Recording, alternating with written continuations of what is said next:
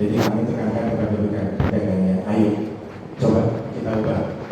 Jadi cara menampilkan dasaran, penata tempatnya, pelayanan terhadap konsumen itu harus kita tingkatkan.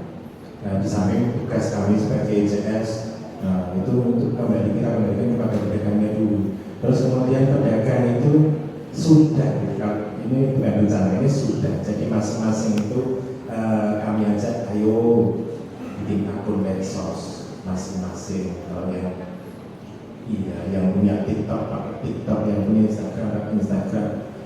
Kalau yang tidak bisa, status WA. Jadi di teman-teman kami itu kan kita ada grup di WA, kadang mereka itu share akun-akun gitu. Jadi mereka itu nge-share, mereka pada saat live sama teman-temannya, habis nyanyi bareng, terus kan kita tunjukkan dasarnya seperti itu yang dari pedagang. Terus kemudian kalau rencana ya, kami sebenarnya punya rencana. Jadi dalam membantu para pedagang menghadapi pasar tradisional semakin seperti itu, kita bantu. Kemarin kita dapat pembekalan di pertemuan sebelumnya itu.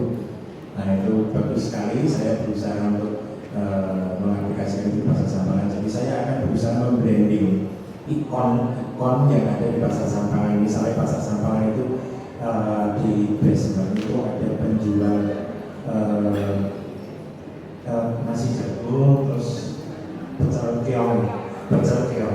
Itu kan sudah sangat jarang ya di pasar Sampangan. Cuma mereka berjualan hanya di satu minggu. Rencana kita akan branding, kita lihat di media sosial kami. Jadi pasar itu punya media sosial dari YouTube, Instagram, sama TikTok kita punya. Kita akan coba branding. Jadi nanti bergiliran. Misalnya saat ini kita branding pecel keong, mungkin nanti ke depannya nanti ada di lantai 1 itu ada Nikop, terus nanti ada begitu Bu. Jadi biar nanti semua terpromosi. Jadi misalnya kita hanya mempromosikan 1-2 orang, tapi kan kemungkinan nanti di sekitarnya, yang berdagang di sekitarnya akan menerima investasi. Terus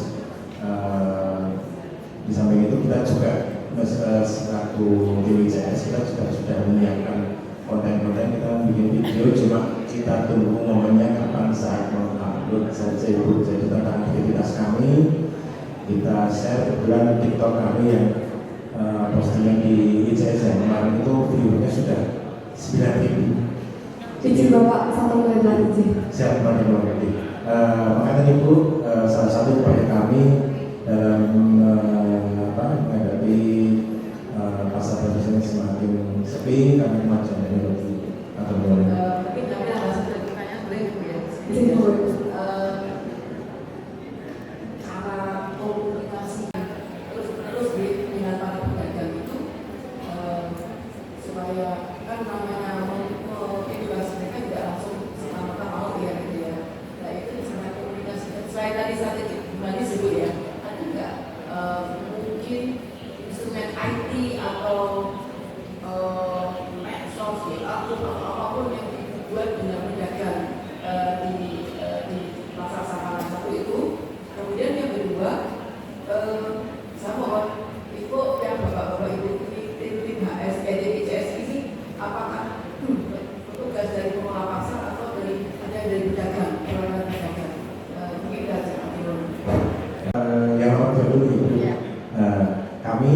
semuanya ada pedagang. Mbak Ida ini pedagang sayur, Mbak Yayu ini pedagang pakaian, Mbak Fitri ini pedagang aksesoris, dan saya pedagang makanan. Jadi mulai pedagang. Terus, oh iya, cara kami menyampaikan untuk edukasi kepada pedagang, yang jelas yang paling awal itu kita sudah punya grup WA. Jadi itu meliputi gabungan dari lantai 2, lantai 1, dan besok itu sudah kami gabung.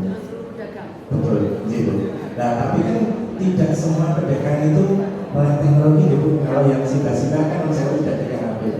Nah, itu kembali lagi flashback kita dulu, mungkin barangkali Bu Septi atau Bu Titus masih ingat. Jadi salah satu usaha kami di awal itu adalah program kita satu hari satu pedagang. Jadi satu hari kita ketemu dengan siapapun, kita sampaikan informasi. Jadi mungkin kita tidak merasa harapan kami semua informasi tersampaikan, karena kendaraan setiap pasar adalah mengumpulkan pedagang. Jadi kita bisa mengumpulkan pada saat mereka berjualan, dan itu tidak bisa. Itu tidak bisa. Jadi kurang efektif. Jadi kita naik. Memang kita tidak bersebar, tapi setiap ada kesempatan kita satu kali kita sampaikan informasi satu itu.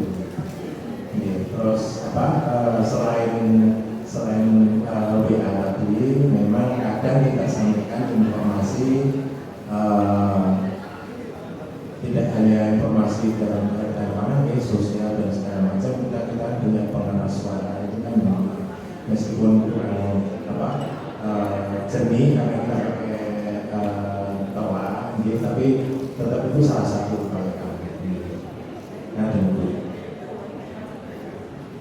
terima kasih. Hanya saran saya, Bapak, untuk sustainable-nya dan juga kepedulian terhadap kebersihan, kenyamanan Bapak Ibu, semuanya kalau mengandalkan anggaran dari pemerintah tentunya tidak cukup dan kelamaan.